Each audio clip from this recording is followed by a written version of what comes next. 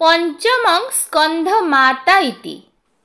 नमस्कार दर्शक बंधु एवं श्रोता बंधु, मु सुनीता आपण माननकु स्वागत करुछि मो चैनल संस्कृति एवं परंपरा को। नवरात्रिर पंचम दिवस रे माँ स्कंध मातांकु केउ रंगर वस्त्र, पुष्प, मिष्ठान्न एवं नैवेद्य प्रदान करा जाई थाए ताहा जानिबा सहित माँ स्कंध मातांकु केउ मंत्र द्वारा आवाहन एवं पूजा अर्चना करिबा द्वारा आपण मानंकर सबु दुख कष्ट दूर होई मनस्कामना पूर्ण होई थाए से विषय रे जानिबा चलंतु।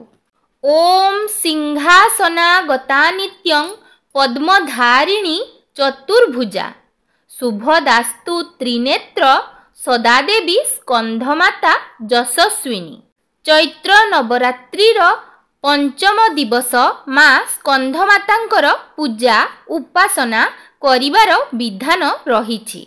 जे मातृत्वर परिभाषा को एई विश्वरे परिस्फुटित करिछंती। स्कंध अर्थात कार्तिकेय बा जहांकु दक्षिण भारत रे मुरुगन देवता बोली मध्य कुहा जाय। तांकर माता होइथिबारु माँ स्कंधमाता नामरे नामित। चैत्र नवरात्रिर पंचम दिवस रे आमे माने माँ स्कंधमाता जिए हेउछंती आदिशक्ति परात्परा भगवती दुर्गे दुर्गति नासिनी सिंहवाहिनी महिषा मर्दिनींकर पंचम शक्ति। माँ स्कंधमाता हेउछंती विशुद्ध चक्रर अधीश्वरी एवं स्कंध अर्थात कार्तिकेयंकर माता तथा समग्र विश्वर जननी भावरे आदिमाता आदिशक्ति परात्परा भगवती से स्कंधमाता जी वात्सल्यदायिनी कृपादायिनी एवं स्नेह ममता कृपा दया क्षमार परिभाषा को परिस्फुटित कराई थांती। माँ स्कंधमाता हेउछंती चतुर्भुजा अर्थात माँकर चारि भुज रहिछि।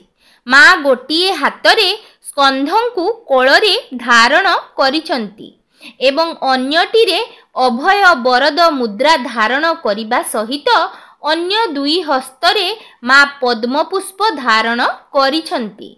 आमे माने समस्ते जानिछु जे माँ देवी दुर्गांकर पद्मफूल अतीव प्रिय। माँ स्कंधमाता सिंह आरूढ़ा अर्थात सिंहवाहिनी रूपरे सुप्रसिद्धा। माँ स्कंधमाता गौरवर्णा मोक्ष गति मुक्ति मनोरथ पूर्णकारिणी शक्ति समृद्धि गति मुक्ति सौभाग्य सबुकिछि प्रदान करिथांती। माँ स्कंधमाता श्वेत रंग प्रिय एवं श्वेत रंगर वस्त्र को मध्य से परिधान करिथांती। श्वेत रंगर पुष्प मध्य माँकर अतीव प्रिय एवं श्वेत रंगर भोग बा प्रसाद मध्य माँकर प्रिय। सेथिपाई नवरात्रिर पंचम दिवस रे जेतेबेले माँ स्कंधमातांकर पूजा आमे माने करिथाउ श्वेत रंग बा धला रंग को विशेष भावरे गुरुत्व दिया जाई थाए।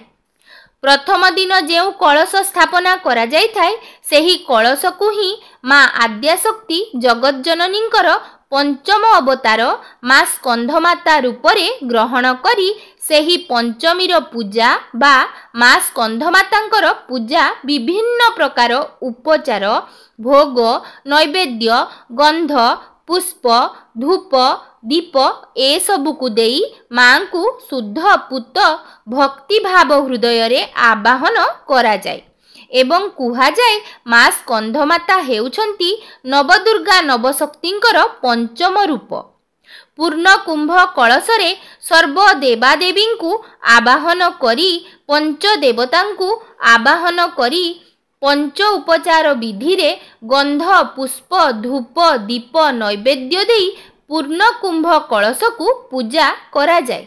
जेहेतु माँकर प्रिय रंग हेउछि धला तेणु एही दिवस रे माँ को धला वस्त्र परिधान करा जाए एवं स्कंधमाता हेउछंती माँकर विवाहिता रूप तेणु नाली ओढ़णी कुंकुम सिंदूर अलता एवं धला रंगर सुबासित फूल एवं पद्म पुष्प मांक प्रीत्यर्थे अर्पण करा जाई शुद्ध पूत भक्ति भाव हृदय रे मांकु आवाहन करा जाई थाए। पंच उपचार विधि गंध पुष्प धूप दीप नैवेद्य अथवा षोडश उपचार पूजा विधि आसन स्वागत पाद्य अर्घ्य आचमन मधुपर्क पुनः आचमन स्नान वस्त्र भूषण गंध पुष्प धूप दीप नैवेद्य एहिपरि भावरे षोडश उपचार विधि रे मंत्र उच्चारण सहित मां स्कंधमातांकर पूजा उपासना एवं आराधना करा जाई थाए। देशी गुआ घिओरे तियारी सात्विक व्यंजन व्यतीत मां स्कंधमातांकु नवरात्रिर पंचम दिवस रे विशेष भावरे पाचिला कदली एवं धला मिठा भोग करा जाई थाए।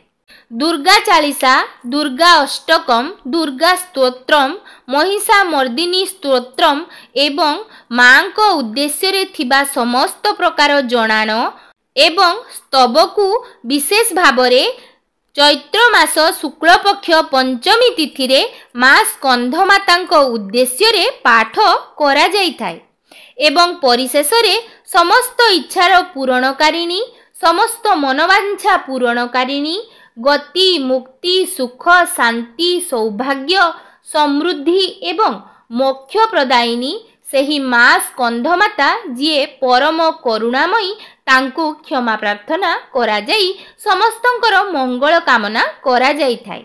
स्कंधमातांकु पूजा करिबा फलरे मां बड़ बड़ विपदरु रक्षा करिथांती। निज भक्तंक मनस्कामना पूरण करिबा सह भक्तंक पाई मोक्ष द्वार मध्य खोली देइथांती। खोला मनरे मां को उपासना करिबा फलरे जीवन रे कलह समाप्त हेबा सह शांति बजाय रहे। एहा छड़ा मां को आशीर्वादरु संतान सुख मध्य प्राप्ति होई थाए। सर्वप्रथमे पूजा करिबा पई व्रत एवं संकल्प नियंतु। एहा परे हातरे दुब एवं फूल चाउल धरी मां को मंत्र जप करी आवाहन करंतु। एहा परे देवींकु सिंदूर टीका लगाई दियंतु। मांकर सबुठारु प्रिय हेउछि पद्म फूल तेणु सुगंधित द्रव्य फल आदि चढ़ांतु। एहा सह प्रसाद अर्पण पाई मुख्यतः कदली लगांतु एवं किछि ब्राह्मणंकु दान करंतु। एपरि करिबा द्वारा आपणकर बुद्धिर विकास हेबा सहित समस्त समस्या दूर होई जिवो। शास्त्र रे उल्लेख अछि जे स्कंधमाता तांको पुत्रंकु अनाबिल प्रेम करुथिबारु पुत्रंक नाम सह निज नामकु जोड़ी देइथिले। स्कंधमाता निज भक्तंकु स्नेह एवं प्रेमरे रखिबाकु सबुबेले चाहिथांती। तेणु मां को प्रसन्न करिबाकु हेले धला वस्त्र परिधान करी पूजा करिबा आवश्यक।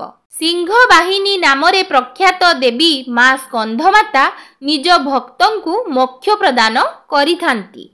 नवरात्रिर पंचम दिवस रे मांकर पूजा अर्चना करा जाई थाए। एही दिन साधकर मन विशुद्ध चक्र रे अवस्थित रही थाए।